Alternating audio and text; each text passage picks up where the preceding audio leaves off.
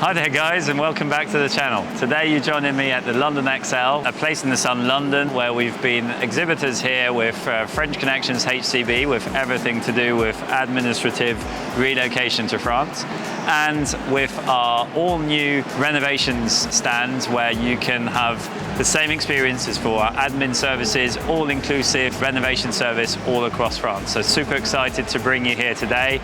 And I've also been a guest speaker on the main stand, speaking about the requirements for French visas. Ladies and gentlemen, the three people we've got on the stand today are the market leaders in their field.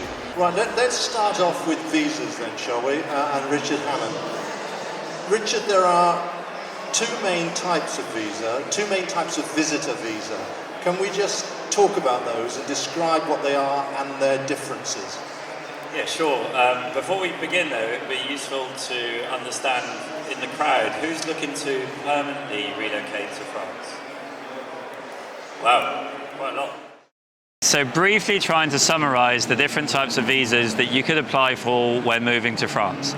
Well, the first thing is the good news is for you guys holding, for instance, a UK passport, you can just have a 90-day allowance out of 180 in all of the Schengen Zone.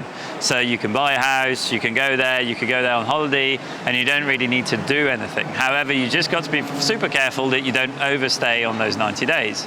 For more information on that, you can actually visit our website. We've got a super tricky calculator which allows you to check out which dates and how many allowances you've got left, because sometimes it gets confusing as it's a rolling calendar. The second type of visa, I guess, really that you could apply for would be a 6-month visa. And that would, in its name's sense, follows, will be valid for 6 months. That application will always happen, and this is true for any type of visa, that application will always happen in the country in which you are either a citizen, reside full-time, or hold your passport. So for instance, if you're living in the UK full-time but you have a US passport, you actually have the choice. You could either apply from the UK or you could go back to the US to apply for your visa. These visa applications for 6-month visas probably suit people that are either looking to have a second home in France and use it in combination with the 90 days. But if you're looking to permanently move to France, you're going to be stuck with two options. A long stay visitor visa, which encompasses anything from non-working, retirement, and remote working in certain circumstances. So it could even be considered a kind of digital nomad visa as long as your company is not based in France or has any economic link to France. So if you want to find out more about that, of course, don't hesitate to contact us. And the third type of, or the second type, sorry, of renewable visa is going to be what we call a talent passport visa. So don't worry, you don't have to be a football star or a singer to be able to comply with this. This will actually include all types of visas like entrepreneurs, investors, and it is a more complex type of visa. And you're probably going to need assistance to apply for this. It's going to require business plans, and it's also going to commit you to something that needs to be followed essentially over the next 4 years. So before applying for that, I'd be very cautious. Make sure that you really understand what the ins and outs of that particular application are. And also, would it not be better potentially to consider a 12-month visitor visa and change the status of that visa sort of halfway through or towards the end of it to a working visa? And for most of you guys watching, that could be a top tip. You'd save an awful lot of hard-earned money doing that, potentially. And of course, if you want to find out more, don't hesitate to click in the link below to obviously book an appointment with you, and we can tailor-make a quote that suits your needs. Okay, time for questions. We've got a roving mic. Right, it's about visas, because I'm actually an EU citizen and my husband is British, although I'm going to take British citizenship as well. What kind of visa does he need to apply for? Is it the same as if I wasn't an EU citizen, or how does it work? The good news is you're going to be able to apply for an EU spouse visa, and that can be done directly in France.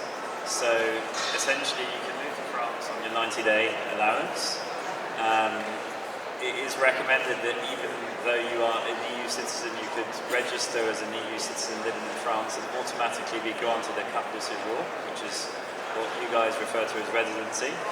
That's automatically granted, and then your husband, of course, could piggyback on that to have his card. The good news is, good choice, I'm glad you married the EU national, you'll get a 5-year carte de séjour off the back of it. Well, there's an application, but as long as you can prove that you are permanently living in France, and they are looking into this because they want to see if you're going to go into the social system and all of these kind of things. But as long as you register fully in France as quickly and efficiently as you can, his grant will be a 5-year carte de séjour. Once that's renewed, it will become a 10-year one. If I permanently move to France, but then a job opportunity comes up in England, do I have to apply for a working visa to come back to England? So it depends what the job and the company is providing you. Remote working regulations are pretty straightforward. The company must not have any financial or economic interest in France, so no other offices, no employees, and you, as an employee, are not in France prospecting business, organising events or anything like that, then in that case, and this comes to a tax rule as well, is that you would have to be paid and employed by that company in the UK and perceive payment for that in a UK bank account and be then taxed in the UK on that income, and then you'll join the rule, which is wherever you earn more money is where you'll perceive the tax. Dual tax rate, the 1963 regulation between UK and France will come into play.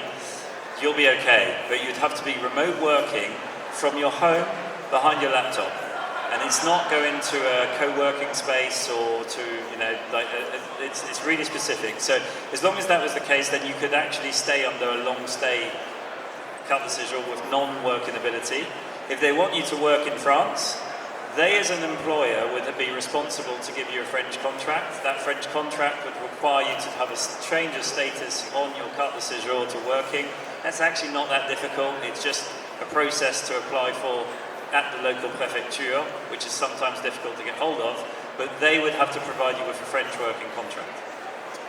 Okay. What gentleman on the front? Nobody back there? No. So this will be the final question, I think. We need to move on.